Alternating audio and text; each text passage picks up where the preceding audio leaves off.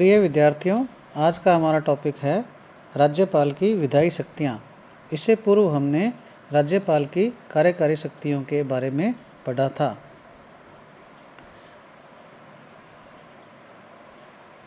राज्यपाल जो है वो राज्य विधानमंडल का एक अभिन्न अंग है और बिना उसकी स्वीकृति के कोई भी कानून पास नहीं हो सकता।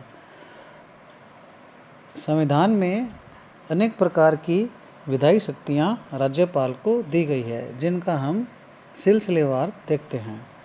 आर्टिकल 174 जो है उसमें यह बताया गया है कि राज्यपाल राज्य विधानमंडल, जिसके एक या दोनों सदन हो सकते हैं, जैसे हमारे यहाँ एक सदन ही है राज्य विधानसभा, और आपको मैंने पहले बताया था कि भारत के 6 राज्यों में विधान परिषद है, अर्थात वहाँ द्विसदनीय व्यवस्था है।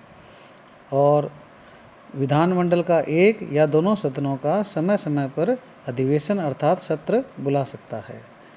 आपको मैं बता दूं, भारत में विधानमंडल के, चाहे वो केंद्र का हो चाहे वो राज्य का हो, 3 प्रकार के सत्र होते हैं हमारे। पहला सत्र जो है वो बजट सत्र है, दूसरा मानसून सत्र है और तीसरा शीतकालीन सत्र है। सत्र बुलाने का उसको अधिकार है, उसको सत्रावसान का भी अधिकार है। और इसमें यह बात विशेष बताई गई है कि किन्हीं 2 सत्रों के बीच में 6 माह से अधिक का अंतर नहीं होना चाहिए। और राज्यपाल को विधानसभा को विघटित करने का अधिकार भी है। इसके पश्चात आर्टिकल 175 जो है वह राज्यपाल को यह अधिकार देता है कि राज्य विधानसभा में या विधान परिषद वाले राज्यों में विधानमंडल के किसी सदन में या दोनों सदनों में अभिभाषण कर सकता है और विधानमंडल में लंबित किसी विधेयक के संबंध में या किसी अन्य विषय पर शीघ्रता से विचार के लिए किसी सदन या सदनों को संदेश भेज सकता है। अर्थात विधानमंडल को अभिभाषण के लिए और संदेश भेजने के लिए राज्यपाल को शक्तियाँ दी गई है। और ये ऐसा इसलिए किया गया है क्योंकि राज्यपाल जो है वो विधानमंडल का अभिन्न अंग है। इसके पश्चात राज्यपाल को आर्टिकल 176 के तहत यह शक्ति दी गई है कि राज्यपाल विधानसभा के प्रत्येक आम चुनाव के बाद, आम चुनाव कौन सा होता है, जो 5 वर्ष के पश्चात होता है, वो आम चुनाव है।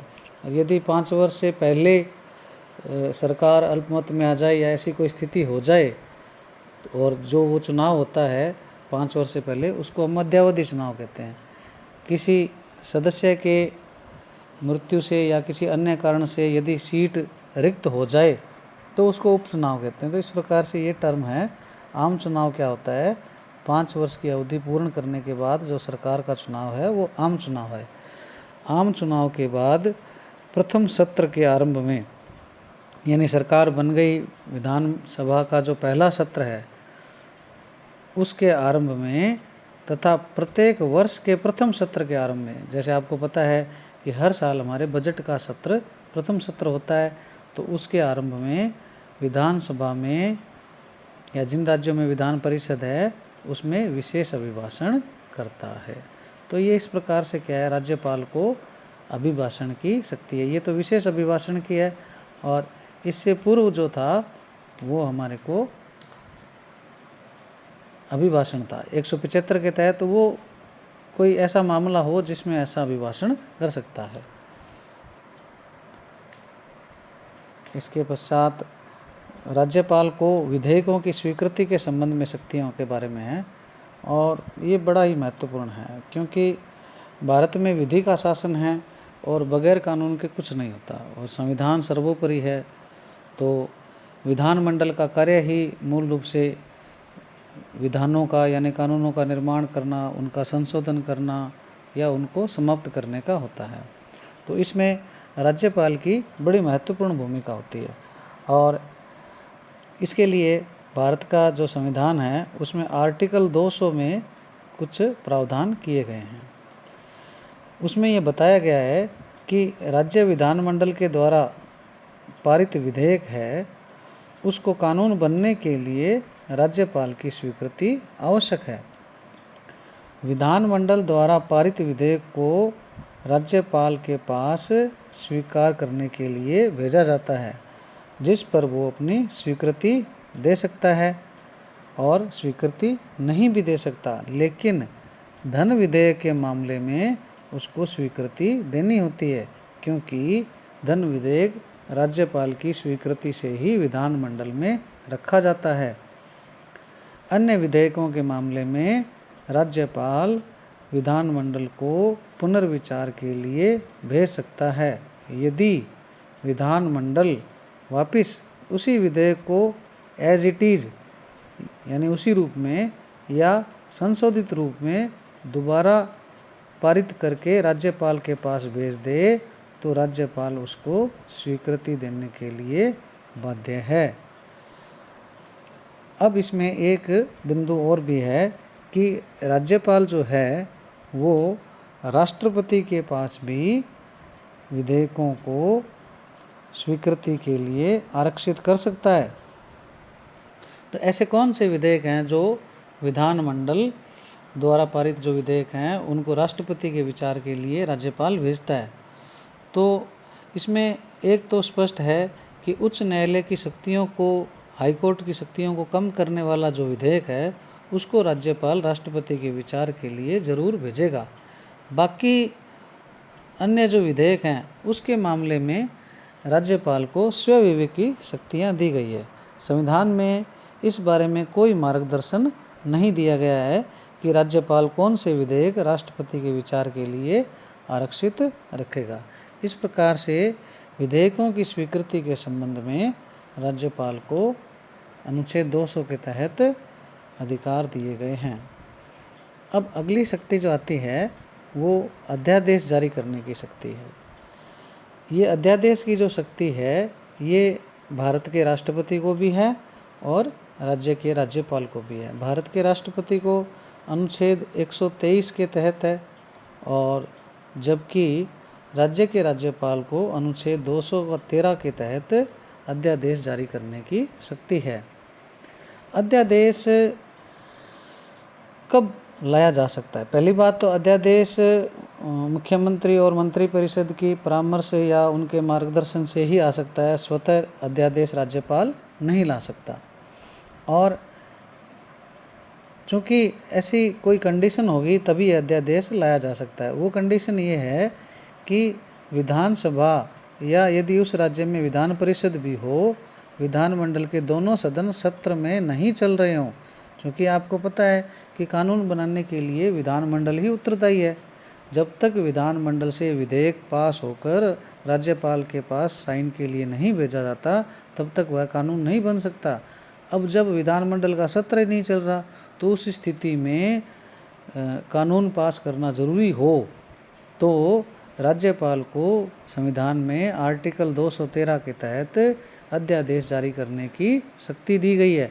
और यह जो शक्ति है यह ठीक वैसी ही होती है जैसा कानून बनने में जो शक्ति है। यानी अध्यादेश में पावर उतनी ही होती है जैसा विधानमंडल से पारित कानून में होती है। लेकिन अब अध्यादेश जो है उसको जारी करने के बाद में जब भी विधानमंडल का दोबारा सत्र हो तो उसके 6 सप्ताह के भीतर उसको पास करवाना ज़रूरी है। यदि विधानमंडल उसको खारिज कर दे तो अध्यादेश खारिज माना जाता है और यदि विधानमंडल अध्यादेश को पास कर दे तो वो पास माना जाता है।